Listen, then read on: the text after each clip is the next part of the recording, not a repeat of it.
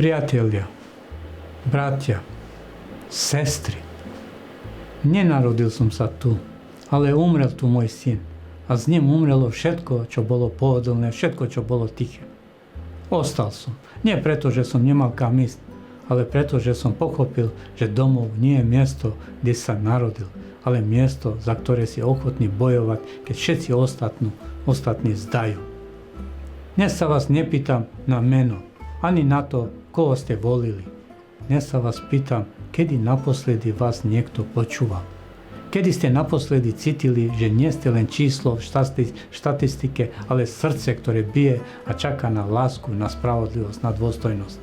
Stal som pri hatrčkách detí, ktoré sa smiali z kaluže, lebo nemali vodu. Stal som v školách, kde deti mrznú, kým politici sedia v klimatizácii. Stal som v nemocniciach, kde sestry padajú od únavy a ešte sa pýtajú, či robia dosť. A viete čo? Stojím tu znova a neodídem, lebo ja nie som kandidát, ja som pamäť, ja som rana, ktorú nikto nezahojil. A práve preto krvácam pravdu. Nie som politik, ja som výkrik. Výkrik všetkých, čo sedeli v tme a dúfali, že príde niekto, kto sa ich dotkne. Nie rukou, ale slovom. A dnes hovorím, dotýkam sa vás, držím vás a nesiem vás.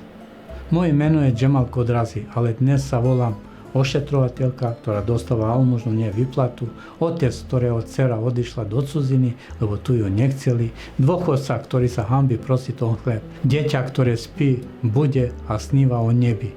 A preto nežiadajte odo mňa sľuby, žiadajte odo mňa oheň, lebo ak sa má kraj prebudiť, nestačí kľúč, treba výbuch a ja som pripravený vybuchnúť. Nie proti vám, ale za vás. Ak niekto povie, že sem nepatrím, odpoveď je jednoduchá. Toto nie je zem mojich predkov, ale je to zem mojej bolesti. A každý, kto žije bolesťou tohto ľudu, je viac doma, než ten, čo tu len spí na vysadách. Ak mi dáte hlas, nezmení sa svet, ale zmení sa pohľad jedného dieťaťa, ktoré si dnes myslí, že je nikto. A zajtra možno povie, ak Džemal mohol stať, môžem aj ja, a to stačí, to úplne stačí. Ach, padnem, nezabudnite. Padol som s menom, ktoré nieslo váš hlas a v tej jazve je ukrytý štít. Nie pre mňa, pre kraj. Ďakujem. A teraz poďme písať krajinu, ktorú sa nebudeme hanbiť, zdediť ani zanechať.